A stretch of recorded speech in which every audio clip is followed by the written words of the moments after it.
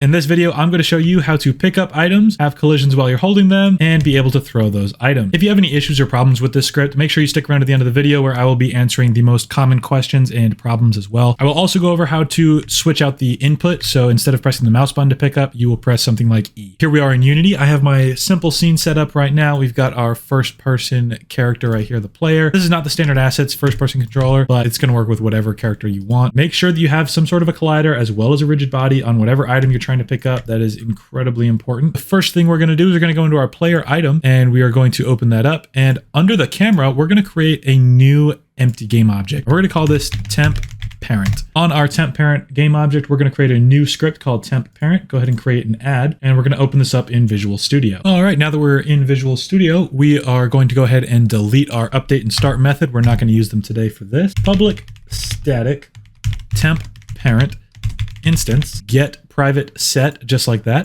And under that, we're going to go ahead and make a private method, and we're going to call it, we're going to go into our awake method. We're going to check a quick if statement. If instance is equal to null, then we're going to say instance is equal to this. Else, we just want to destroy this. This is just a really handy way to make sure that there is only ever one temporary parent item in the scene at a time. This is important for later on, just so that way we can automatically assign our temporary parent variable without having to drag and drop onto every single item that we want to add our pickup script onto in just a moment. That's actually everything we need for this script. Go ahead and save it, and we're going to go back into Unity. What we're going to do is we're going to go into our puzzle cube and add a new script called pickup. Once you have that added, go ahead and open it up in Visual Studio. Okay, now that we are in Visual Studio, let's go ahead and get our variables set up. And we're going to start by creating a Boolean called is holding, and we're going to set that to false by default. A little under that, we're going to create a serialize field, and we're going to keep this all private so that way we don't overuse our resources here, but we do want to be able to access this from the inspector. So serialize field, float, throw,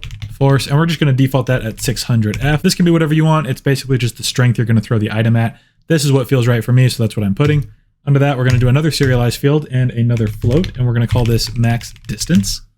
This I will default at 3. Under that, we're going to create another float. This float is going to be called distance. We're not going to set this up by default at all right now, but we will mess with this later. After that, we're going to create a temp parent, and we're going to call it just temp parent. So we're referencing our script that we created earlier. And then we want to access our rigid body component as well. So we're just going to say rigid body RB vector 3 and just call it object position. Or, you know what, let's just do object pose. Now we're going to hop into our start method, and there's a couple of things we want to do in our start method. First, we want to auto assign our variables. We're going to say RB is equal to get component rigid body. Temp parent is equal to temp parent dot instance. Misspelled that. So temp parent, that is it for our start method. And we're going to come back to our update method in just a moment. But for right now, we want to think about the logic here. When our mouse clicks on the item, I want to pick up the item. When I let go of the mouse, I want to drop it. If the mouse for whatever reason is no longer over the item, I also want to drop it. Void on mouse down. And we're just going to comment this out right now for the logic here. So we're going to say pick up. After that, we're going to say private void on mouse up.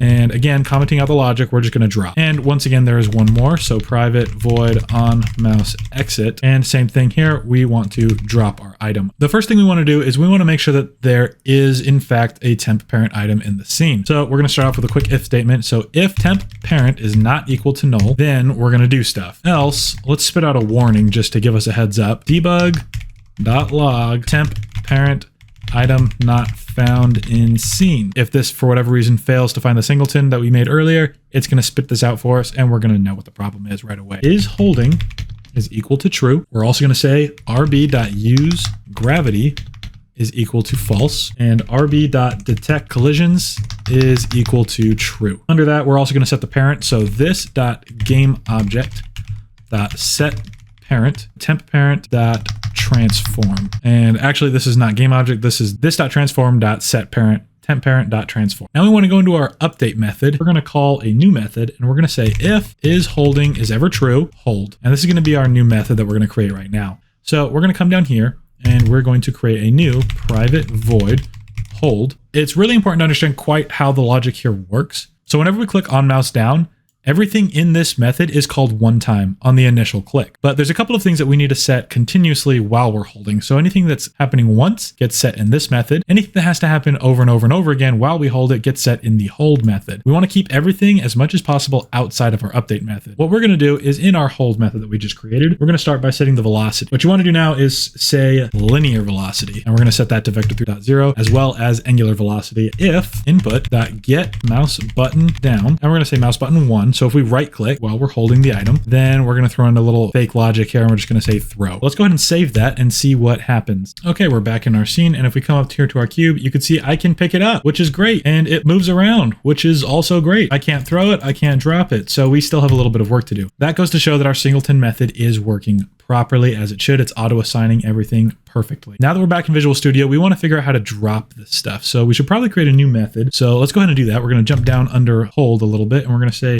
private void drop. Inside of our drop method, what we're going to do is we're going to say if is holding is true, and we try to drop, then what we want to do immediately is set is holding to false. Under that, what we also want to do, we want to say object position is equal to this.transform.position. Then we're going to come back down here and we're going to say this.transform dot position is equal to object position. After that, what we're going to say is this dot transform dot set parent, and we're going to say null. And one final thing, rb.useGravity is equal to true, so we're resetting that as well. We want to come back up here and we want to actually just call drop, and again here on mouse exit drop. Let's save that and jump back into Unity. Okay, we're back in Unity, and if we grab this, we can pick it up and we can let go with the mouse button. It automatically lets go as soon as our mouse or little cursor is no longer over the item. So if you kind of get it wedged behind the wall, it ensures that you can't just carry it on the other side of the wall. However, there is one big problem. We're not currently using our distance. So you'll see if I come all the way back here in this corner, I try to pick it up, I can. Something we could do, we could just come in here and add on another if statement and say if distance, blah, blah, blah, blah, blah.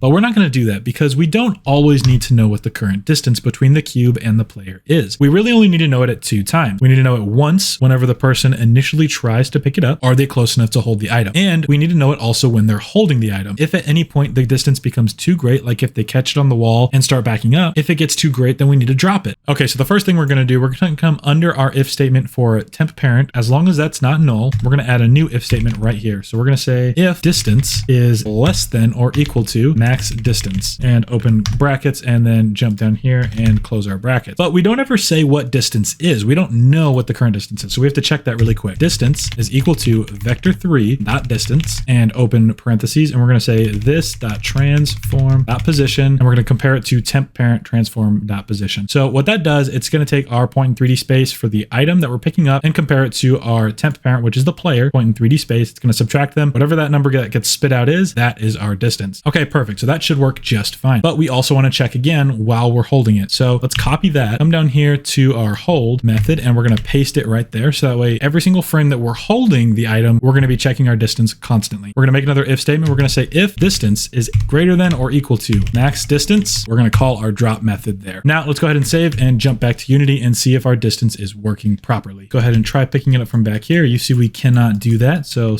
far so good. And if we come a little closer, we can pick it up. Now our final thing to add is the ability to throw the item. So let's jump back into Visual Studio and throw that in there really quick. Pun intended. First of all, we know that when we finish throwing, we need to drop our item. We're going to go ahead and access our rigid body one more time. So we're going to say rb.add_force because we're throwing it. And we're going to say the direction now is temp parent.transform.forward. Multiply that by our throw force. And that is actually the entire script. So let's go ahead and save that and jump right back into Unity. Let's go ahead and pick up our item and right click to throw it. And there you have it. That's how to pick up, carry around, have collisions, automatically drop, and also throw items in Unity. Like I said before, though, I did want to go over a couple of the common issues and mistakes. So if your code's not working quite right just yet, go ahead and stick around and I might be able to answer it right now. Okay, one of the most common issues that I saw with the last video that people had in common is this. So you go to pick up your item and it's just sliding around on the floor. And there's a really simple reason for this. So the reason for that is your temp parent is actually only childed to the player, but it's not childed to the camera. So if your thing's just sliding around like that, easy fix. Make sure it's childed to the camera. Another very common problem that I saw people having is when you're holding the item and it just starts floating away on you like that. What this means is your velocity is not being reset properly. You really just have to make sure that these 2 lines here are inputted properly.